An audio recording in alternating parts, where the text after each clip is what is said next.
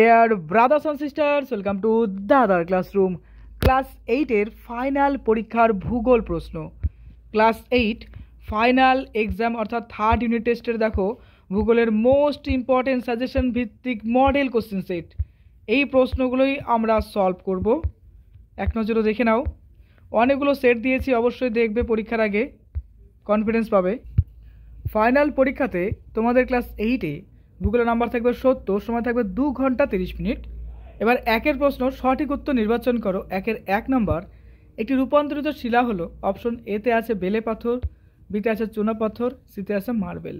এর মধ্যে সঠিক উত্তরটি কী হবে বলো তো? মার্বেল। এরপরে 2 নম্বর, একটি প্রাচীন ভঙ্গিল পর্বত হলো আল্পস, হিমালয়, উরাল। আচ্ছা দেখো, এক্ষেত্রে প্রাচীন ভঙ্গিল পর্বত আল্পস যেটা আছে সেটা, আর যে হিমালয় যেটা আছে এটাও কিন্তু হবে না। এর মধ্যে প্রাচীন হবে কোনটা? উরাল টাইপের হবে, অর্থাৎ উরাল পর্বত হবে। আচ্ছা, এখানে এক্সপ্লেনেশন যদি করি তাহলে বলবো, দেখো প্রথম প্রশ্নটার এক্সপ্লেনেশন চলো করে দিই।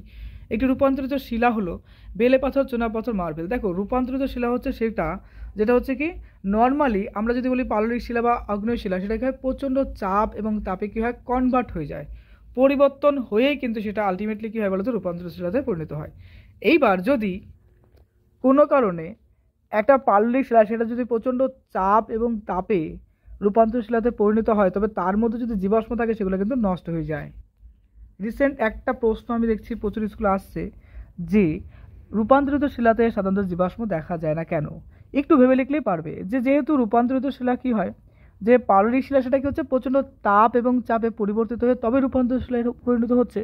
তো এই ক্ষেত্রে প্রচণ্ড চাপ এবং তাপে কী হয়, তার মধ্যে যে সমস্ত ফসিল বা আমরা বলতে পারি জীবাশ্ম থাকে সেগুলো কী হয়, নষ্ট হয়ে যায় প্রচণ্ড চাপ এবং তাপে, যে কারণে রূপান্তরিত শিলাতে কী হয়, কোনো রকম কী হয়, জীবাশ্ম দেখা যায় না। এর জন্য আমি প্রশ্নটা একটু ব্যাখ্যা করে দিলাম। আচ্ছা, আর এক্ষেত্রে দেখো ভঙ্গিল পর্বত যেটা আছে আমাদের হিমালয়, সেটা কিন্তু নবীন বলা হয়, অর্থাৎ কয়েক কোটি বছর আগে তৈরি হয়েছে। এগুলো হচ্ছে নবীন ভঙ্গিল পর্বত বলা হয়। আর একটা আছে পুরাতন বলতে, যেটা প্রচুর বছর আগে পরিণত হয়েছে, সেটা হচ্ছে কি বলবো, আলটিমেটলি সেটা হচ্ছে পুরাতন ভঙ্গিল পর্বত বলবো বা প্রাচীন বলবো। এক্ষেত্রে সাধারণত তোমরা পড়েছো ভাঁজ, তাই না? দুটো পাত আসবে, ভাঁজ পড়বে এবং একটি পাতের সাথে আরেকটা পাতের কিন্তু ধাক্কা লাগছে এবং সেটা কিন্তু উপরের দিকে উঠে যাচ্ছে। আমরা অনেক সময় বলি টেথিস সাগর যেটা আছে সেটাই নাকি ভঙ্গিল পর্বতে পরিণত হচ্ছে, যেটা হিমালয়ে বর্তমানে রয়েছে। তো এই বিষয়গুলো তো কিন্তু আমাদের হালকা হালকা জানতে হবে। এরপরে 3 নম্বর, মৌসুমী জলবায়ু অঞ্চলে অবস্থিত একটি শহর হলো, দেখো এখানে আছে লিসবন, রোম, রেঙ্গুন। এই যে আমরা বলি না ব্রহ্মদেশ, সেই ব্রহ্মদেশ কিন্তু রেঙ্গুন, ঠিক আছে, মায়ানমার যেটাকে বলি। তো ব্রহ্মদেশ কিন্তু আলটিমেটলি বার্মাস্টিক বা আমরা জানি যে সেগুন গাছের জন্য বিখ্যাত। আর সেই ব্রহ্মদেশ বা মায়ানমারের কি বলবো, দীর্ঘতম নদীর নাম কিন্তু আমরা জানি কি বলতো, ইরাবতী, তাই না? ভাষা হচ্ছে বর্মী। এগুলো আমরা ক্লাস 8-এ, হ্যাঁ 8-এরই তো পড়াচ্ছি, তো 8-এরই বিষয়। পৃথিবীর গভীরতম স্থান, এ নাম্বার আছে কুমেরু মহাসাগর, মারিয়ানা খাত, মাউন্ট এভারেস্ট। দেখো আমার অ্যাকচুয়ালি অ্যানালাইসিস করতে খুব ভালো লাগে, তো একটু অ্যানালাইসিস করি আজকে। হ্যাঁ, পরীক্ষার টাইম যাই হোক না কেন একটু রিল্যাক্স করি, কারণ অনেকগুলো চ্যাপ্টার তো পড়িয়েছি, এটা ঠিক। আর তোমাদের অনেকগুলো সেটও তো দিলাম, আরও এখনও না অনেকগুলো সেট আমার টিম বানিয়ে রেখেছে। তো টোটাল সেট দিতে গেলে অনেক টাইম লেগে যাবে, আমি সারাদিন রাত জেগেও কমপ্লিট করতে পারছি না, এত টিম ওয়ার্ক করেছে সবাই। আমার টিম সত্যিকারের বেস্ট একটা টিমের মধ্যে পড়ছে। চলো দেখো, পৃথিবীর গভীরতম স্থান, গভীরতম স্থান বলতে কি, দেখো সব থেকে বড় গর্ত, মনে রাখবা গভীরতম স্থান মানে গর্ত, সব থেকে বড় গর্ত কোনটা? তো এর মধ্যে কুমেরু মহাসাগর, মারিয়ানা খাত, মাউন্ট এভারেস্ট। এটা উত্তর হবে দেখো মারিয়ানা খাত। তো প্রশান্ত মহাসাগর যেটা আছে, সেই প্রশান্ত মহাসাগরের মধ্যে একটা অনেক বড় একটা কি আছে বলতো, গভীরতম জায়গা আছে, যেটা হচ্ছে মারিয়ানা খাত নামে বিখ্যাত, যেটাকে মারিয়ানা ট্রেঞ্চও বলা হয়। এতটা গভীর ভাবতে পারবে না, কয়েকটা হিমালয় ওর মধ্যে ডুবে যেতে পারে, মাউন্ট এভারেস্ট যেটাকে বলা হয় সেটা ডুবে যেতে পারে, এতটা নিচু, এতটা গভীর। এবার আসি, অত্যাধিক তাপে সৃষ্ট রূপান্তরিত শিলাটি হলো মার্বেল, গ্রাফাইট, স্লেট। অতিরিক্ত চাপে কি হয় বলতো, গ্রাফাইট যেটা আছে সেটা কিন্তু পরিণত হয়। এবার কথা হচ্ছে দাদা গ্রাফাইটটা কি, দেখবা পেন্সিলের শীষ যে আমরা ব্যবহার করি না, এই যে পেন্সিল, রুল পেন্সিল যে বলি, সেই রুল পেন্সিলটাই হচ্ছে সেই গ্রাফাইটের মধ্যে পড়ছে। একটা ইন্টারেস্টিং তথ্য আমরা সায়েন্সে পড়ি, ফিজিক্সে বা কেমিস্ট্রিতে, তুমি যাই বলো না কেন, তোমাদের তো ফিজিক্যাল সায়েন্স বিজ্ঞান আছে, তো সেখানে দেখবে যে গ্রাফাইটটা কী করে, তড়িৎ পরিবহন করতে পারে, ইলেকট্রন সিস্টেমটা খুব ভালো এর। দেখবা যে এই যে গ্রাফাইটটা, এটা আলটিমেটলি তড়িৎ পরিবহন করতে পারে। তো এটা একটা সায়েন্সের প্রশ্ন যায় যে কোনটি অধাতু হলেও তড়িৎ পরিবহন করতে পারে, তখন আমরা বলবো যে সেটা হচ্ছে গ্রাফাইট। এরপরে 6 নম্বর, নিরক্ষীয় জলবায়ু দেখা যায় ইরানে, ইন্দোনেশিয়ায়, ওশানিয়ায়। তো দুটো একই টাইপের প্রশ্ন, কিন্তু এটা ইন্দোনেশিয়ায় হবে। এর আগেরটা মায়ানমার ব্যাপারটা জানলাম, এখানে ইন্দোনেশিয়া গেল, নিরক্ষীয় জলবায়ু। হ্যাঁ, আচ্ছা। এরপরে নিউজিল্যান্ডের দীর্ঘতম নদী হলো কুপার ওয়াইটাকি ফ্লাই। তো উত্তর দেখো ওয়াইটাকি, কেমন নাম না? দেশটার নাম কি যেন? নিউজিল্যান্ড। আচ্ছা। চিপকোর সঙ্গে সম্পর্কিত জল সংরক্ষণ, বনভূমি সংরক্ষণ, বায়ু দূষণ নিয়ন্ত্রণ। উত্তর হবে দেখো বনভূমি সংরক্ষণ। দেখো চিপকো আন্দোলনটা চলো আমরা একটু ডিটেলস জানি। চিপকো কথাটা হিন্দিতে বলা হয়, এর বাংলা মানে কি বলতো? আলিঙ্গন করা বা জড়িয়ে ধরা। অ্যাকচুয়ালি কিছু বছর আগেকার ঘটনা, এই ধরো 40-50 বছর আগেকার, অর্থাৎ 1970 দশকের ঘটনা। তো সেই সময় কি হয়, কিছু বিজনেসের উদ্দেশ্যে গাছ কাটা শুরু হয় এবং সরকারি কিছু নীতির বিরোধিতা করে, সেটাও হয়, এবং বিভিন্ন কারণে কি বলতো গাছ কাটা হয় কিছু ফরেস্টের দিক দিয়ে। তো এই সময়টায় কি হয়, উত্তরপ্রদেশের একটা জায়গা রয়েছে যেটা বর্তমানে উত্তরাখণ্ড আমরা বলি, হিমালয়ের মধ্যে অবস্থিত। তো হিমালয় বলতে উত্তরাখণ্ডের যে জেলাটার নাম হচ্ছে চামেলি বলে একটা জেলার নাম রয়েছে সেখানে। তো সেখানে কি হয়, আলটিমেটলি গাছগুলো কাটা শুরু হয়। তো ওখানকার লোকাল লোকগুলো বলে যে এই গাছগুলো নিয়ে আমরা থাকি, মানে আমরা গাছগুলোকেই ভালোবাসি, গাছ আমাদের প্রয়োজনীয় ইত্যাদি বিষয়। কিন্তু যারা গাছ কাটছিল তারা কিন্তু কোনো কিছুই মানছিল না। তারা লাস্ট লোকগুলো বলে কি, ঠিক আছে তোমরা গাছ কাটবো, তো আমরা গাছগুলোকে জড়িয়ে ধরবো, দেখি আমাদেরকে এইবার তোমরা গাছগুলোকে কাটো, কীভাবে কাটছো, তাহলে আমাদেরকে অবার করে তোমাদের গাছগুলো কাটতে হবে। তো এইটা হলো বিষয়। মানে তখনকার সময় কী হয়, বিভিন্ন লোক কী করে, কিছু কিছু বিখ্যাত নেতাও রয়েছে, যেরকম প্রধান নেতার নাম হচ্ছে সুন্দরলাল বহুগুণা, বিভিন্ন চাকরির পরীক্ষাতে আসে। চিপকো আন্দোলনের নেতার নাম আমরা বলবো সুন্দরলাল বহুগুণা। এছাড়াও অনেক লোক ছিল, যেরকম চণ্ডীপ্রসাদ ভাট বিখ্যাত লোক, গৌরী দেবী এরাও বিখ্যাত লোক। এরা সবাই কিন্তু সক্রিয়ভাবে অংশগ্রহণ করেছিল এবং একটা সময় কি করে যে সেই গাছগুলোকে জড়িয়ে ধরে আর বলে যে ঠিক আছে তোমরা গাছ কাটতে পারবা, কাটো, দেখি কীভাবে কাটো। একটা সময় কী হয়, বিভিন্ন লোক যারা গাছ কাটতে গেছিলো তারা একটা সময় কি হয়, তারা সেটা বন্ধ করে দেয়। এবং এটা কিন্তু পরিবেশের জন্য একটা খুব সুন্দর একটা আন্দোলন, মেন কিন্তু গাছগুলোকে বাঁচানোর জন্য। এই হলো চিপকো আন্দোলন। মেন হচ্ছে বনভূমি সংরক্ষণের জন্য। হ্যাঁ, তো আমরা জানলো এই একই রকম একটা আন্দোলন রয়েছে আপিক্য আন্দোলন, এটাও গুরুত্বপূর্ণ, এখান থেকে প্রশ্ন অনেক সময় দেয়। এবার 9 নম্বর, পরিবেশের কোনো অংশে ক্ষতি বা পরিবর্তন হলে তা নিজে থেকে পূরণ হয়ে যায়, একে কি বলা হয়? একে আমরা বলতে পারি কীরকম বলো তো, হোমিওস্ট্যাটিক্স ব্যবস্থা। মানে কোনো একটা অভাব দেখা দিল, ধীরে ধীরে সেটা আবার কিন্তু পূরণ হয়ে গেল, এই তো বিষয়। শীতকালীন বৃষ্টিপাতের দেশ কাকে বলে? তুন্দ্রা অঞ্চলকে, নিরক্ষীয় অঞ্চলকে, না ভূমধ্যসাগরীয় অঞ্চলকে? এটা কিন্তু ভূমধ্যসাগরীয় জলবায়ুকে বলা হয়। এখানকার জলবায়ু কিন্তু প্রচণ্ড মনোরম হয়, মানে বেশ ভালো। তারপরে যে আমরা বলি না অলিভ, যেটা জলপাই গাছ, এবং প্রচুর গাছ ফল ফুল ভর্তি একটা দেশ, মানে কি বলবো, এই জলবায়ুপূর্ণ মধ্যে যারা যারা যে সমস্ত দেশগুলো রয়েছে সেখানে প্রচুর ফল ফুল হয়। তো ওখানে একটা বিখ্যাত জায়গা রয়েছে, বলো তো কি? হলিউডের বলি না, হলিউড সিনেমা জগতের হলিউড, তো সেই হলিউডের প্রাণকেন্দ্র কিন্তু ওখানে। জলবায়ু বেশ মনোরম, যে কারণে মানুষেরও আনাগোনা বেশ ভালো, বেশ দামি একটা জায়গা, বেশ দামি একটা পরিবেশ তৈরি হয়েছে, মানে অনুকূল একটা পরিবেশ। নেক্সট 11 নম্বর, জাপানের ফুজিয়ামা হলো। এখানে দেখো বলেছে সুপ্ত আগ্নেয়গিরি, সক্রিয় আগ্নেয়গিরি, মৃত আগ্নেয়গিরি। তোমরা জানো সবাই যেটা সুপ্ত আগ্নেয়গিরি। আচ্ছা, সুপ্ত আগ্নেয়গিরি মানে কি? যেটা ঘুমিয়ে আছে, যে কোনো দিন তার থেকে কি হতে পারে, অগ্নুৎপাত ঘটতে পারে। বুঝতে পারলে তো? লাভা ম্যাগমা যে বলি না, সেগুলো বেরোতে পারে যে কোনো সময়, কোনো গ্যারান্টি নেই। সেটা হচ্ছে সুপ্ত আগ্নেয়গিরি। তো আগ্নেয়গিরি কয় প্রকার হয়? 3 প্রকার হয়। একটা কি সুপ্ত, একটা কি হয় সক্রিয়, একটা হচ্ছে মৃত। তো আমরা 3টা জানি। মৃত বলতে সেটা কবে ঘুমিয়ে পড়ছে, আর কোনোদিন উঠবে কিনা ঠিক নেই। আর সক্রিয় বলতে অবিরাম চলছে চলছে চলছে চলছে, এরকম একটা বিষয়। তো এটাও ইম্পর্টেন্ট যে আগ্নেয়গিরি কয় প্রকার, কী কী, সেটাও জেনে গেলাম। নেক্সট, শিয়াল এবং সীমা স্তরের মাঝে কী রয়েছে? দেখো দুটো স্তর, সে তার মাঝে কি থাকবে আমরা জানি, তার নাম হচ্ছে কনরাড বিযুক্ত রেখা। আচ্ছা, এরপরে 13 নম্বর, কোন ভূমিকম্প তরঙ্গ সবচেয়ে বেশি শক্তিশালী? প্রাথমিক তরঙ্গ বা পি তরঙ্গ, না টি তরঙ্গ, না এস তরঙ্গ? দেখো সব থেকে ডেঞ্জার হচ্ছে প্রাথমিক তরঙ্গ। প্রাথমিক তরঙ্গ হয়ে যাওয়ার পরই তারপরে অন্যান্য তরঙ্গগুলো হচ্ছে। এর মাত্রাটা খুবই ডেঞ্জার লেভেলের হয়, এর ক্ষয়ক্ষতির পরিমাণটাও কিন্তু খুব বেশি হয়। আচ্ছা, এটা প্রথম চ্যাপ্টারের প্রশ্ন ছিল। এরপরে 14 নম্বর, নাতিশীতোষ্ণ তৃণভূমি সৃষ্টিতে কোন বায়ুর প্রভাব দেখা যায়? নাতিশীতোষ্ণ মানে কি? না শীত না ঠান্ডা, মানে মিডিল টাইপের একটা পরিবেশ। তো এখানে মেন হচ্ছে কি, স্থানীয় বায়ুর প্রভাবের জন্য কিন্তু এখানে তৃণভূমি সৃষ্টি হয়েছে। তবে তৃণভূমি বললেও কিন্তু এখানে 2-1টা বড় বড় গাছ মাঝে মাঝে 2-1টা দেখা যায়, আর ঘাসগুলোও কিন্তু অনেক বড় বড় হয়। এর উপর ডিপেন্ড করে কিন্তু এখানে বলতে পারি যে পশুচারণটাও খুব ভালো হয়, কারণ পশুর যে খাবার দাবার, যেটাকে বলতে পারি যে ঘাস ইত্যাদিগুলো খুব ভালো হয়। তো এই বিষয়গুলো কিন্তু আমরা জানলাম। এরপরে 15 নম্বর, রকি পার্বত্য অঞ্চলের স্থানীয় উষ্ণবায়ু কী নামে পরিচিত? যেটাকে বলবো দেখো চিনুক। নেক্সট, বাম্পলি ক্লাউড নামে পরিচিত, এটা উত্তর হবে দেখো স্ট্র্যাটোকিউমুলাসকে বলা হয় বাম্পি ক্লাউড। খুব আসছে এই প্রশ্নটা বিভিন্ন স্কুলে। আচ্ছা, নেক্সট, নিচের প্রশ্নগুলোর উত্তর দাও। 1 নম্বর, সবথেকে বেশি বৃষ্টি হয় কোথায়? এটা আমরা জানি যে উত্তর পূর্ব ভারতের আমাদের দেশে একটা জেলার কী বলবো একটা রাজ্য রয়েছে, নাম হচ্ছে কি মেঘালয়। সেই মেঘালয়ে চেরাপুঞ্জি বলে একটা জায়গা রয়েছে, তো মৌসিনরামের চেরাপুঞ্জি, সেই চেরাপুঞ্জিতে খুব বেশি বৃষ্টিপাত হয়। দেখো এখানে বলেছে খাসি পাহাড়ের দক্ষিণ ঢালে অবস্থিত চেরাপুঞ্জিতে বেশি বৃষ্টিপাত হচ্ছে। ম্যাগমা কি? একটু আগে আমরা জানলাম। ভূগর্ভের পদার্থ প্রচণ্ড তাপ এবং চাপে কি বলছে যে বাষ্প গ্যাস মিশ্রিত হয়ে গলিত অবস্থায় কি হয়, বেরিয়ে আসে। এই যে যেটা বেরিয়ে আসছে গলিত অবস্থায় থাকছে, দেখো ভূগর্ভের পদার্থ প্রচণ্ড তাপ এবং চাপে কি বলেছে যে গ্যাস বাষ্প মিশ্রিত হয়ে গলিত অবস্থায় থাকলে তাকে বলবো হচ্ছে ম্যাগমা। আমাদের এই যে বলি না যে মাটির নিচে কি আছে, জল আছে, জলের নিচে কি আছে, অনেক নিচে গেলে কিন্তু পাবো তরল পদার্থ। সেই তরল পদার্থগুলো কি? সেগুলো হচ্ছে ম্যাগনেসিয়াম, বলতে পারি লোহা, নিকেল, এই সমস্ত পদার্থের গলিত অবস্থা। নেক্সট, জলকণা ও তুষারকণার আংশিক মিশ্রিত রূপকে কি বলে? আমরা জানি যে জলকণা এবং তুষারকণার যে রূপটা সেটাকে বলা হয় স্লিট বলা হয়। কি বলা হয়? স্লিট। আচ্ছা নেক্সট, পৃথিবীতে রবারের রাজধানী কাকে বলা হয়? অ্যাক্রনকে রবারের রাজধানী, মানে প্রচুর পরিমাণে অ্যাক্রন মানে ওই যে সেক্টরটা আছে সেখানে প্রচুর পরিমাণে কিন্তু রবার উৎপাদিত হয় এবং বিভিন্ন দেশে কিন্তু তখন এগুলো কিন্তু ছড়ায়, মানে বিভিন্ন দেশে রবারের প্রয়োজনীয়তা তো প্রচণ্ড না, এই জন্য রবারের রাজধানী বলা হয়। তবে চিন্তা নেই, আমাদের দেশও এখন প্রচুর রবার উৎপাদন করছে। নেক্সট, পৃথিবীর বৃহত্তম মিষ্টি জলের হ্রদের নাম কি?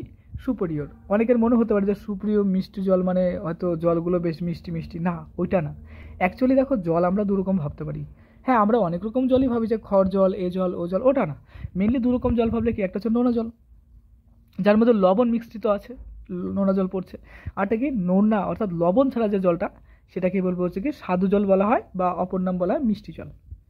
তো আমরা সবাই কিন্তু মিষ্টি জলের উপরে ডিপেন্ডেবল। আর যেটা নোনা জল সেটা কিন্তু আমাদের অতটাও প্রয়োজনীয় লাগে না। ম্যাক্সিমামটা কৃষিকাজ বলো, জামা কাপড় ধোয়া বলো, খাবার দাবার বলো, পানীয় জল বলো, যে কোনো কাজে কিন্তু আমাদের এই মিষ্টি জল যেটা আছে স্বাদু জল সেটা কিন্তু লাগে। এক কথায় বলতে গেলে লবণ ছাড়া জলই হচ্ছে স্বাদু জল বা মিষ্টি জলের মধ্যে পড়ছে। ওকে নেক্সট, শূন্যস্থান পূরণ করো। প্রথম প্রশ্ন, ডোলডাম শব্দের অর্থ কি? দেখো ডোলডাম শব্দের অর্থ হলো শান্ত অবস্থা। ঠিক আছে, এতটাই শান্ত যে ওখানকার অর্থাৎ প্রাচীনকালে কি হতো ওই সময়, ওই যে কি বলবো, যখন জাহাজগুলো সমুদ্রের মধ্যে দিয়ে যায় তো কিছু কিছু এলাকা ছিল এতটাই ভয়াবহ শান্ত যে সামনের দিকে জাহাজটা যেতে পারতো না, একদম স্থির হয়ে পড়তো। তোমরা কি বলেছো, ওই যে অশ্ব পড়েছিল না, অশ্ব কি বলে ওটাকে জানো? অর্থাৎ ওই যে কি করতো জাহাজগুলোর মধ্যে যে অশ্ব বা ঘোড়া থাকতো সেগুলো ফেলে দিত, এরকম একটা কাহিনী পড়েছিল তাই না? তো এই হচ্ছে বিষয়। আর এখনকার মতো তো এখন তো ইঞ্জিন না, আর তখন তো ইঞ্জিন ফিঞ্জিন ছিল না, পালতোলা জাহাজ ছিল, সেটার মাধ্যমে যেত। পৃথিবীর দীর্ঘতম পর্বতশ্রেণীর নাম কি? দীর্ঘতম বলছে কিন্তু পর্বতশ্রেণী মানে অনেক বড়, সেটা হচ্ছে আন্দিজ পর্বত। মিসিসিপি নদীর উপনদীর নাম কি? সেটা হচ্ছে মিসৌরি। পেঁজাতুলোর মতো একটি মেঘের নাম, সেটা হচ্ছে সিরোকিউমুলাস। বায়ু যে তাপমাত্রায় সম্পৃক্ত হয় তাকে কি বলে? এটা শিশিরাঙ্ক বলে। অর্থাৎ বাতাসের মধ্যে সর্বোচ্চ যে পরিমাণ জলীয় বাষ্প ধারণ করতে পারবে সেই সর্বোচ্চ জলীয় বাষ্পটা ধারণ করার ক্ষমতাটাকে বলবো হচ্ছে শিশিরাঙ্ক। এই শিশিরাঙ্কতে গেলে পারে কী হবে, বাতাস কী হবে, সম্পৃক্ত হলো, জলীয় বাষ্প তার পরিপূর্ণ হলো, তারপর সেগুলো কিন্তু আলটিমেটলি ঘাস বলো, পাতা বলো, টিনের চাল বলো, বিভিন্ন জায়গায় পড়তে থাকে। দেখবা শীতকালে কিন্তু জল জমাট থাকে ঘাসের মধ্যে এখানে ওখানে, তো ওগুলোকে বলা হয় শিশির। তো শিশিরাঙ্কে না পৌঁছালে কিন্তু শিশির জমে না। সেক্ষেত্রে তাপমাত্রারও দরকার রয়েছে, বাতাসেরও দরকার রয়েছে, এবং ধূলিকণা বালুকণা এগুলোরও দরকার রয়েছে। নেক্সট, সত্য মিথ্যা নির্বাচন করো। শৈল কথার অর্থ পর্বত, হ্যাঁ এটা সত্য। নেক্সট, উত্তর গোলার্ধের শীতলতম স্থান হলো ভারখয়নক্স, এটাও সত্য। প্রচণ্ড ঠান্ডা, -50°C বা তারও নিচে চলে যাচ্ছে এরকম টেম্পারেচার। তুমি ভাবো কী হারে ঠান্ডা হতে পারে জায়গায়। একটা ডিম মনে হয় তোমাকে হাতুড়ি দিয়ে ভাঙতে হবে, যদি একটা কাঁচা ডিম ওখানে রাখো এতটা শক্ত হয়ে যাবে, জল ঢালতে ঢালতে সেটা ছুঁয়ে যাবে, এতটা ঠান্ডা। তারপর আসছি 3 নম্বর, পম্পাস অঞ্চলের আকৃতি আধখানা চাঁদের মতো, এটা সত্য। নেক্সট, বায়ুমণ্ডলের মেসোস্ফিয়ার স্তরে ঝড় বৃষ্টি আবহাওয়া পরিবর্তন ঘটে, এটা মিথ্যা। কারণ কি, টপোস্ফিয়ার স্তরকে দাঁড়াও, কোশ্চেনটা কি লিখেছে, মেসোস্ফিয়ারকে ঝড় না না না, মেসোমশাই মনে রাখবা, ক্লাস 10-এ গিয়ে আমি পড়াবো ফিজিক্যাল সায়েন্সে। মেসোমশাই দেখো টপোস্ফিয়ার, স্ট্র্যাটোস্ফিয়ার, মেসোস্ফিয়ার, এই যে স্ফিয়ারগুলো আছে, আয়নোস্ফিয়ার, থার্মোস্ফিয়ার, এক্সোস্ফিয়ার, এগুলো একটা সিরিয়াল একটা নাম রয়েছে, সেটা আমি টিক্স দেখাবো তখন। তো দেখো এখানে মেসোস্ফিয়ার ঠান্ডা শীতল, ওটা ধরে লাভ নেই, কিন্তু টপোস্ফিয়ার হচ্ছে ঝড়ঝঞ্ঝার স্তর। কেন বলা হয়? এই টপোস্ফিয়ারে বায়ুমণ্ডলের ম্যাক্সিমাম উপাদান কী হতে পারে, কার্বন ডাইঅক্সাইড, অক্সিজেন, নাইট্রোজেন, এগুলো তো আছেই। এর পাশাপাশি ধূলিকণা, জলকণা, লবণকণা, প্রচুর পদার্থ কিন্তু এই বায়ুমণ্ডলে কিন্তু ছড়িয়ে থাকছে। এতগুলো উপাদান থাকলে তো সেখানে কী হবে, ঝড় হবে, বৃষ্টিপাত হবে, তারপরে কী হতে পারে, বজ্রবিদ্যুৎ হতে পারে। এরকম প্রাকৃতিক ঘটনাগুলো কিন্তু এই টপোস্ফিয়ারেই ঘটে। এই টপোস্ফিয়ারে প্রাকৃতিক ঘটনাগুলো অর্থাৎ ঝড়, দুর্যোগ, বজ্রবিদ্যুৎ ইত্যাদি ঘটনাগুলোকে ঘটে দেখে টপোস্ফিয়ারকে ঝড় ঝঞ্ঝার স্তর বলা হয়। সাপোজ চিন্তা করে একটা গ্রামে কী হলো, বা একটা গ্রামে বা একটা শহরে দেখা গেলো অনেক লোকজন আছে, তো সেখানে কী হবে, চিৎকার চেঁচামেচি হবেই, গন্ডগোল লাগবে, মানুষের মধ্যে চেঁচামেচি হবেই, চিৎকার চেঁচামেচি হবেই। তো এটা হচ্ছে বিষয়। তো যেহেতু টপোস্ফিয়ারে ম্যাক্সিমাম উপাদানই রয়েছে, তার জন্য এখানে বলা হয় কি ঝড়, বৃষ্টি ইত্যাদি প্রাকৃতিক ঘটনাগুলো ঘটে, তার জন্য টপোস্ফিয়ারকে কী বলবো আমরা, বলো তো, বলবো হচ্ছে ঝড় ঝঞ্ঝার স্তর। আচ্ছা, এর পরের একটা স্তর রয়েছে টপোস্ফিয়ারের উপরের নাম কি, সেটার নাম হচ্ছে স্ট্র্যাটোস্ফিয়ার। টপোস্ফিয়ারের উপরের নাম স্ট্র্যাটোস্ফিয়ার। এই স্ট্র্যাটোস্ফিয়ারকে বলা হয় শান্তমণ্ডল। ক্লাস 10-এ পড়বো এগুলো আমরা। কেন শান্তমণ্ডল বলা হয়? কারণ হচ্ছে স্ট্র্যাটোস্ফিয়ারে বায়ুমণ্ডলের ম্যাক্সিমাম উপাদান নেই, তো ঝড় ঝঞ্ঝা হতে গেলে যেগুলো দরকার সেগুলো নেই, যে কারণে ওই মণ্ডলটা কি যথেষ্ট শান্ত থাকে, তার জন্য স্ট্র্যাটোস্ফিয়ারকে শান্তমণ্ডল বলা হয়। চিন্তা করো, একটা গ্রাম বা শহরে দেখা গেলে একটা মানুষও নাই, এমনকি একটা ছাগল, একটা কুত্তা, একটা বিড়ালও নাই। যদি কিছুই না থাকে তাহলে ওখানে মারামারি লাগবে কি করে? লাগবে না। তো এইটাই হচ্ছে বিষয়। তো বায়ুমণ্ডলের ওই জায়গাটায় তেমন কোনো বেশি উপাদান নেই যে সেখানে ঝামেলা লাগবে, ঝড়, প্রাকৃতিক বিষয়গুলো ঘটবে, এর জন্য ওকে শান্তমণ্ডল বলে। এইভাবে কনসেপচুয়াল পড়বো, তারপরে বইটাকে রিডিং মারবো, দেখো বিন্দাস প্রিপারেশন হয়ে যাবে, রিল্যাক্স। নরওয়ের হ্যামারফেস্ট বন্দরকে নিশীথ সূর্যের দেশ বলে। হ্যাঁ, এটা তো সত্য। ওই যে অ্যারোরা যেটা দেখা যায়, মেরু প্রভা রাতের বেলায়, বলে না যে হ্যাঁ বছরে এতদিন অন্ধকার, এতদিন আলো থাকে, মাঝে মাঝে আকাশে দেখা যায় যে একটা আভা ছড়িয়ে পড়ছে, আয়নের একটা আভা, অ্যারোরা যেটাকে বলা হয়, তো সেটাই নিশীথ সূর্যের দেশ। নেক্সট 5 নম্বর, নিচের প্রশ্নগুলোর উত্তর দাও। তো এখানে প্রথম প্রশ্ন আছে, পশ্চিম ভারতের একটি স্থানীয় বায়ুর নাম কি? একটি ঊর্ধ্বগামী বায়ুর নাম কি? আচ্ছা, উত্তর পশ্চিম ভারতের একটি স্থানীয় বায়ুর নাম হচ্ছে লু, একটি ঊর্ধ্বগামী বায়ুর নাম হচ্ছে অ্যানাবেটিক। আচ্ছা, এখানে লু মানে কি, দেখো এই লু বাতাসটা এতটাই গরম হয়, অনেকে বলে নাকি বলে মুখ চোখো মানে মুখটুকু নাকি বলে লাল হয়ে যায়, পুড়ে যায়। চিন্তা করবা গরমের দিনে দেখবা কী হারে গরম পড়ে, চোখ মুখগুলো দেখবা লাল হয়ে যায় না, এতটা গরম লাগে। তো লুটা হচ্ছে এরকম একটা স্থানীয় বায়ু, যখন এটা প্রবাহ হয় কিনা একদম মুখ চোখ গরমে লাল হয়ে যাবে, এতটা গরম বাতাস। আর একটি ঊর্ধ্বগামী বায়ুর নাম কি? অ্যানাবেটিক বায়ু। অপোজিট ভার্সনে যদি বলতো এখানে একটি নিম্নগামী বায়ু, তখন সেটাকে বলতাম হচ্ছে ক্যাটাবেটিক। তার মানে কি, একটা বাতাস কি হচ্ছে পাহাড়ের ঢাল বরাবর উপরের দিকে উঠে যাচ্ছে, আর একটা কি পাহাড়ের ঢাল বরাবর নিচের দিকে নেমে যাচ্ছে, একটা অ্যানাবেটিক, একটা ক্যাটাবেটিক, বাস। আচ্ছা, ট্রিক্স দেখিয়ে দিই না? আর আচ্ছা দেখো কাটা বিঁধলো আমার পায়ের মধ্যে, তাহলে পায়ের মধ্যে বিধা মানে এইরকম কাটা বিচ্ছে, অর্থাৎ নিচের দিকে ঢুকছে, এই যে কাটা বিধা, তো ক্যাটাবেটিক অ্যানাবেটিক বিষয়টা গেল। কালবৈশাখী কি? আচ্ছা, পম্পাস অঞ্চলের পশুচারণ ভূমিকে কি বলা হয়? কালবৈশাখী একটি আকস্মিক বায়ু, মানে হঠাৎ করে আবহাওয়ার অর্থাৎ উচ্চচাপ নিম্নচাপের কারণে কিন্তু দেখবা বৈশাখ মাসের দিকে হঠাৎ করে দুম করে আকাশ কালো হয়ে যায়, আর দুম করে দেখবো একটা বড় ধরনের একটা বাতাস প্রবাহ হয়, মানুষের বাড়ি ঘর দেবে উড়ে চলে যায়, টিনের ঘর টর এটা ওটা। এক সময় আমাদেরও টিনের ঘর ছিল, আমাদেরও উঠতো, এই হচ্ছে বিষয়। হ্যাঁ, আমাদের প্রচুর উড়ছে একটা সময়, দেখছি আমি তখন খুব ছোট, তো লক্ষ্য করতাম। আর গাছপালা থেকে ভেঙে চুরে সাপ এরকম টাইপের হয়ে যায়, তো এই বিষয়টা কিন্তু হয়, তাই না? তো কালবৈশাখী ঝড় খুব ডেঞ্জার লেভেলের, আমার তো সেই ভয় লাগে, এখন সেই জিনিসটা অনুভব করি না টিনের ঘর নাই দেখে। যাই হোক, কিন্তু হ্যাঁ এখনও টিনের ঘর দু একটা যা আছে আশেপাশে লক্ষ্য করি, কিন্তু এই বাতাস এবং মেঘলা আকাশ দেখলে কিন্তু আমার এখনও মাঝে মাঝে ভয় লাগে। এই কালবৈশাখী বাই ডেঞ্জার লেভেলের জিনিস। যাই হোক, এটা তো গেল, এটা আকস্মিক, মানে হঠাৎ, সারা বছর কিন্তু দেখা যায় না। এটা ছাড়াও ঝড় আছে, আশ্বিনের ঝড় আছে, লাইলা আছে, আরও কী আছে, আমফাম আছে, আরও কী সব ঝড়ের নাম আছে, তাই না?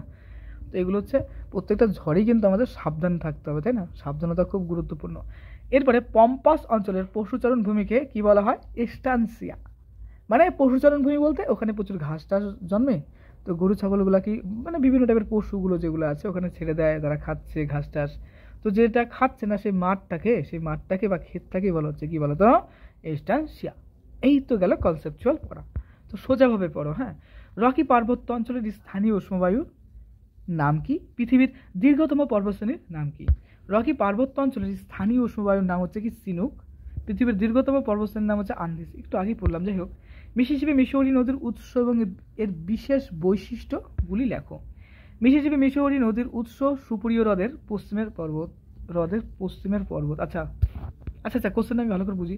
মিসিসিপি নদীর উৎস সুপিরিয়র হ্রদের, আচ্ছা আচ্ছা, তার মানে কি মিসুরি যে নদীটা আছে, উৎস বলতে সোর্স, মানে কোথা থেকে হয়েছে, মানে কোথা থেকে বেরোলো, তো সেটা কি বলতো সুপিরিয়র হ্রদের পশ্চিমের যে একটা পর্বত, মানে সুপিরিয়র বলে একটা হ্রদ রয়েছে, সেই হ্রদের যে পশ্চিমের দিকে যে পর্বতটা রয়েছে সেই পর্বত থেকে কিন্তু এটা সৃষ্টি হয়েছে। যেরকম আমরা বলি না যে গঙ্গা নদীর উৎসস্থলের নাম কি, গোমুখ গুহা বলি, তাই না, গঙ্গোত্রী হিমবাহ বলি, মনে পড়ছে এই যে বিষয়গুলো, তাই না, তারপর যমুনা নদী, যমুনোত্রী হিমবাহ, এই যে বিষয়গুলো বলি এইগুলো কিন্তু, হ্যাঁ, এর বিশেষ বৈশিষ্ট্য হলো কি, এটা উত্তর আমেরিকার দীর্ঘতম নদী, বুঝলা, মানে অনেক বড় নদী। যাই হোক, আমাদের দেশের যেরকম দীর্ঘতম নদী আমরা কি বলি, গঙ্গা বলি, তাই না। নিচের প্রশ্নগুলোর উত্তর দাও, প্রত্যেকটির জন্য 3 নাম করে আছে। প্রথম প্রশ্ন, কোন অঞ্চলকে ফলের ঝুড়ি বলা হয় এবং কেন? দেখো তোমার এটা পড়া হয়ে গেছে, তার জন্য বলি একটু অ্যানালাইসিস করি, ভালো লাগবে। আর পরীক্ষার আগে একটু রিল্যাক্স করতে হবে, তার জন্য এই সেটটা অলরেডি রিল্যাক্সের জন্য আমি একটু গল্প করছি আর পড়াচ্ছি। তাছাড়া স্পিডে টানার ব্যাপার আছে অনেক সেট। দেখো, ভূমধ্যসাগরে জলবায়ু অঞ্চলকে ফলের ঝুড়ি বলা হয়, কথা হচ্ছে কেন। দেখো, একটু আগে আমরা বললাম না যে বেশ আবহাওয়াটা মনোরম, নাতিশীতোষ্ণ বলছিলাম, তাই না, চলো করি। ঝলমলে মনোরম আবহাওয়া এই অঞ্চলে প্রচুর মূল্যবান, মানে এতটা ভালো আবহাওয়া, ঝলমলে তারপর মনোরম আবহাওয়া, বেশ অনুকূল পরিবেশের জন্য কি হয় এখানে প্রচুর মূল্যবান ফল, যেমন ধরো আঙুর গাছ হতে পারে, জলপাই শব্দটা বলছিলাম তখন, তাই না, অ্যাপেল হতে পারে, নাশপাতি হতে পারে, কমলালেবু হতে পারে, পিচ হতে পারে, খুবানি, আখরোট, বাদাম, কুল, ডুমুর ও নানা ধরনের লেবু প্রভৃতি প্রচুর পরিমাণে এখানে উৎপাদিত, মানে ম্যাক্সিমাম দেখো ফলগুলো প্রচুর পরিমাণে উৎপাদিত হচ্ছে। এই কারণে এত পরিমাণে উৎপাদিত ফলের জন্যই এলাকাটাকে বলা হয় কি বলতো, ফলের ঝুড়ি বলা হয়। বাস, এটাই গেল বিষয়। ওকে, নেক্সটে আসছি আমরা আরেকটা প্রশ্ন। লাপ্লাটা কি? দক্ষিণ আমেরিকার নদ নদীগুলির বৈশিষ্ট্য লেখো। লাপ্লাটা, প্যারানা, প্যারাগুয়ে ও উরুগুয়ে এই 3টি নদীর মিলিত প্রবাহকে একসাথে বলা হয় লাপ্লাটা নদী। আচ্ছা, দক্ষিণ আমেরিকার নদ নদীগুলির বৈশিষ্ট্য, দক্ষিণ আমেরিকার অধিকাংশ নদী দীর্ঘ এবং আয়তনে বিশাল। নদীগুলি বৃষ্টির জল ও বরফগলা জলে পুষ্ট, তাই চিরপ্রবাহী। অধিকাংশ নদী আন্দিজ পর্বত থেকে উৎপন্ন হয়েছে। প্রতীপ ঘূর্ণপাত কি? সাময়িক বায়ু কাকে বলে? কোনো জায়গায় বায়ুর উষ্ণতা হঠাৎ করে কমে গেলে বায়ুর চাপ বেড়ে যায়, তখন কেন্দ্র থেকে উচ্চচাপ আর বাইরের দিকে বৃষ্টি হয় নিম্নচাপ। এই অবস্থায় বায়ু কেন্দ্র থেকে বাইরের দিকে বেরিয়ে আসে, যেহেতু এটি ঘূর্ণবাতের সম্পূর্ণ বিপরীত অবস্থা, তাই এর নাম প্রতীপ ঘূর্ণপাত বা অ্যান্টিসাইক্লোন। এরপর আসছি সাময়িক বায়ু। অনেকটা টাইম হয়ে গেল। বছরের একটা নির্দিষ্ট ঋতুতে কিংবা দিন ও রাতের একটা নির্দিষ্ট সময়ে প্রবাহিত বায়ু হলো সাময়িক বায়ু, মানে বছরের কোনো একটা নির্দিষ্ট সময়ে প্রবাহিত হতে পারে বা পার্টিকুলারলি কোনো একটা ঋতুতে, সেটা সিজনাল হতে পারে। এই সমস্ত বাতাসকে আমরা বলবো কি বলতো, পিরিয়ডিক ওয়াইন্ড বা সাময়িক বায়ু। কোন শহরকে পৃথিবীর কসাইখানা বলা হয় এবং কেন? শিকাগো শহরকে পৃথিবীর কসাইখানা বলা হয় কেন? হ্রদ অঞ্চলের পার্শ্ববর্তী শহরগুলিতে দুধজাত দ্রব্য এবং মাংস সরবরাহ করার জন্য এখানে উন্নত পদ্ধতিতে গবাদি পশু এবং শূকর প্রতিপালন করা হয়। গবাদি পশু পালন ও দুগ্ধজাত দ্রব্য উৎপাদনের খ্যাতির জন্য মিশিগান ও সুপরিও হ্রদ সংলগ্ন উইসকনসিন প্রদেশকে ডেয়ারি রাজ্য বলা হয়। মিশিগান হ্রদের তীরে অবস্থিত শিকাগো শহরে মাংস উৎপাদন এবং সংরক্ষণের কেন্দ্র হিসেবে বিখ্যাত। এতটাই পরিমাণে মাংস উৎপাদন হয় এখানে, এই জন্য এই এলাকাকে অর্থাৎ শিকাগোকে বলা হয় পৃথিবীর কসাইখানা। এরপর আসি, দেখো বড় প্রশ্নতে 7 নম্বর পম্পাস অঞ্চলের কৃষিকাজ সম্পর্কে যা জানো লিখো। দেখো পম্পাস অঞ্চলে বলবো কৃষিকাজে দক্ষিণ আমেরিকার পম্পাস অঞ্চল বেশ উন্নত। এখানকার নদী গঠিত উর্বর পলিমৃত্তিকা, তারপরে কি মানে মাটিগুলো বেশ উন্নত পলিমাটি যুক্ত, তারপর পরিমিত পরিমাণে বৃষ্টিপাত ঘটে, তারপরে কৃষিকাজের পক্ষে বেশ অনুকূল, বলতে ভালো কৃষিকাজ হয়। এখানকার প্রধান কৃষিজ ফসল হলো গম। তোমার যদি পরীক্ষাতে পড়াগুলো ঠিকঠাক মনে না থাকে, তুমি কিন্তু বানিয়ে বানিয়ে লিখবা, হ্যাঁ, তাও কিন্তু কোনো প্রশ্ন ছেড়ে আসবে না। যেরকম বলছে যে এখানে কি প্রধান কৃষিজ ফসল হচ্ছে গম, মানে গম এখানে প্রচুর পরিমাণে উৎপাদিত হয়। আর্জেন্টিনা এত বেশি পরিমাণে গম উৎপন্ন হয়, মানে আর্জেন্টিনা বলে একটা দেশ আছে, সেখানে প্রচুর পরিমাণে গম উৎপন্ন হয়, যে কারণে ওই দেশকে পৃথিবীর শ্রেষ্ঠ গম রপ্তানিকারক দেশে পরিণত হয়েছে। মানে এত পরিমাণে গম উৎপাদিত হয় যে দেশের লোকের চাহিদা মেটার পরেও সেটা বাইরে তারা বিক্রি করতে পারে। তো বাইরে নিজের দেশের জিনিস যখন বাইরে আমরা পাঠাবো, সেটাকে বলবো হচ্ছে কি রপ্তানি। আর আমদানি কি? বাইরের থেকে কোনো জিনিস যদি আমাদের দেশে আনি, সেটাকে বলবো হচ্ছে কি আমদানি। এই তো বিষয় গেল হচ্ছে কি আমদানি এবং রপ্তানি, বিষয়টা ক্লিয়ার তো? গম ছাড়াও এখানে ভুট্টা, বার্লি, আখ, তুলা, নানা রকম ফল, শাকসবজি প্রচুর পরিমাণ উৎপন্ন হয়। শুধুমাত্র গম না, এখানে কি হচ্ছে, ভুট্টা হচ্ছে, বার্লি হচ্ছে, আখ, তুলা, তাছাড়াও অনেক রকমের ফল, শাকসবজি উৎপন্ন হয়। অত্যাধুনিক যন্ত্রপাতি ব্যবহার করা হয়, তাছাড়া উন্নত কৃষি প্রযুক্তি, উন্নত বীজ, উন্নত সার সব কিছু মিলিয়ে, জলসেচ ব্যবস্থা সব কিছু মিলিয়ে এখানকার কৃষিকাজ বেশ উন্নত। তো বর্তমানে পম্পাস অঞ্চল দক্ষিণ আমেরিকার শস্য ভাণ্ডার নামে কিন্তু পরিচিত। মানে এতটাই শস্য উৎপাদিত হয় যে দক্ষিণ আমেরিকার শস্য ভাণ্ডার বলা হচ্ছে একে। বুঝলা? চলে আসছে নেক্সট 2 নম্বর, অ্যানাবেটিক বায়ু এবং ক্যাটাবেটিক বায়ু কাকে বলে, শীতকালীন মৌসুমী বায়ু কাকে বলে। চলো, তো অ্যানাবেটিক বায়ু বলতে একটু আগে কিন্তু অ্যানাবেটিক বায়ুটা বুঝিয়ে দিলাম, তো এটাই দেখো। তো দেখো, দিনের বেলায় সূর্যের তাপে পর্বতের ঢালের উপরের বায়ু যে পরিমাণ উষ্ণ হয়, উপত্যকার মাঝের অংশের বায়ু ততটা উষ্ণ হয় না। ফলে এই উষ্ণ হালকা বায়ু পর্বতের ঢাল বরাবর নিচ থেকে উপরের দিকে উঠতে থাকে। এই বায়ু হলো উপত্যকা বায়ু, যার আরেক নাম হচ্ছে অ্যানাবেটিক বায়ু। আচ্ছা, এটা তো বুঝিয়ে দিলাম। আর ক্যাটাবেটিক বায়ুটাও দেখো, দেখে নিলাম। হ্যাঁ, ইম্পর্টেন্ট কিন্তু পরীক্ষার জন্য মোস্ট ইম্পর্টেন্ট অ্যানাবেটিক এবং ক্যাটাবেটিক, মোস্ট ইম্পর্টেন্ট। ভালো করে পড়ে নিও। হ্যাঁ, এটা আর ছবি যদি পারো ছবিটাও দিয়ে দিও, ফুলে ফুল চাই আমার। হ্যাঁ, শীতকালীন মৌসুমী বায়ু। শীতকালে মহাদেশের কি বলছে অভ্যন্তর ভাগ তাড়াতাড়ি তাপ বিকিরণ করে শীতল হয়ে পড়ে। মানে আমাদের যদি বলি একটা মহাদেশ চিন্তা করো, তাহলে মিডিলটা কী হবে, খুব তাড়াতাড়ি তাপ বিকিরণ করলো, তাপ বিকিরণ করলে যে কোনো জিনিস যদি তাপ ছেড়ে দেয় তাহলে সেটাকে ঠান্ডা হয়ে যাবে, মানে শীতল হয়ে যাবে। তো সেখানে বায়ুর উচ্চচাপ তৈরি হয়। ঠিক আছে, এই সময় ভারত মহাসাগরের জল স্থলভাগের তুলনায় উষ্ণ থাকায় সেখানে বায়ুর নিম্নচাপ সৃষ্টি হয়। ফলে শীতকালে স্থলভাগ থেকে ঠান্ডা শুষ্ক বাতাস সমুদ্রের দিকে প্রবাহিত হয়। ঠান্ডা বাতাসগুলো কী করছে, গরম হওয়ার জন্য মনে রাখবা সমুদ্রের দিকে যাচ্ছে। একটু ভাষা চেঞ্জ করে দিলে সুন্দর করে গুছিয়ে গুছিয়ে লিখবে। হ্যাঁ, এই বায়ু হলো শীতকালীন মৌসুমী বায়ু। নেক্সট, পেরি তৃণভূমি সম্পর্কে যা জানো লিখো। দেখো, উত্তর আমেরিকার এটা কিন্তু ইম্পর্টেন্ট আছে পেরি তৃণভূমি সম্পর্কে। হ্যাঁ, তো 5 নম্বরের প্রশ্ন হিসেবে খুব ইম্পর্টেন্ট। উত্তর আমেরিকার মহাদেশের মধ্যভাগের সমভূমি অঞ্চলের বিস্তীর্ণ এলাকা জুড়ে এই তৃণভূমির অবস্থান। মানে উত্তর আমেরিকার যেটা রয়েছে না, তার মিডিল, অর্থাৎ সেই মহাদেশের মিডিল বরাবর কি রয়েছে, একটা বড় তৃণভূমির স্তর রয়েছে, মানে তৃণভূমির একটা অঞ্চল রয়েছে। বসন্তকালে বরফ যখন গলে যায় তখন এই তৃণভূমির বিস্তীর্ণ এলাকাতে কী হয়, বিভিন্ন রকম ঘাস জন্মায়। সেই ঘাসগুলোর নাম কি, হে আছে, ক্লোভার আছে, আলফা আলফা বলে তৃণভূমি আছে। তার সঙ্গে সঙ্গে কিন্তু ভুট্টাও খুব ভালো জন্মায় এখানে। তাই এই তৃণভূমিতে পশুচারণ ক্ষেত্র, মানে এখানে যে কারণে কি হয়, যেহেতু ঘাস টাস বেশি আছে, তাই যে কারণে কি হয়, পশু টশু এখানে প্রচুর পরিমাণে চারণ করে। ঠিক আছে, এটা হচ্ছে তার জন্য বিখ্যাত। পশুজাত দ্রব্য যেমন বলো, দুধ বলতে পারি, দুগ্ধজাত দ্রব্য বলতে পারি। এখানে কিন্তু এগুলো সংরক্ষণের জন্য এখানে উন্নত মানের হিমাগার যেটা আছে সেটা তৈরি করা হয়েছে। মানে সেগুলো যেহেতু উৎপাদিত হচ্ছে, তো সেগুলোকে তো সংরক্ষণ রাখতে হবে, তাই না? এই কারণে এই অঞ্চলে দুগ্ধ শিল্প উন্নত। যেরকম ধরো, প্রচুর পরিমাণে আলু উৎপাদিত হলে আমরা কী করি, আলুটাকে একটা কোল্ড স্টোরে রেখে দিই লং টাইমের জন্য। সেরকম এইটাই এখানে বলছে যে দুধ, এগুলো দুগ্ধজাত দ্রব্যগুলো সেটা স্টোর করে রাখা হয়।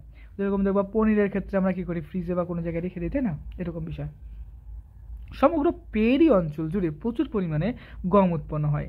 এই অঞ্চলের উত্তরাংশে উর্ধ্ব চিনুক বায়ুর প্রভাবে বরফ গলে গেলে শীতের শেষে বসন্তকালীনে কী বলছে যে গম চাষ করা হয়।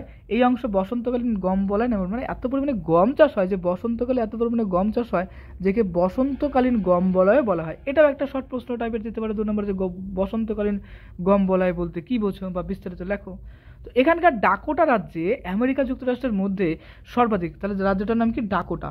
এত পরিমাণ গম উৎপাদিত হয়, দেখো এখানে বলছে যে যুক্তরাষ্ট্রের মধ্যে সর্বাধিক গম উৎপন্ন হয়। প্রশ্ন আসতেই পারে যে ডাকোটা কিসের জন্য বিখ্যাত, এটা আসতে পারে, তাই না?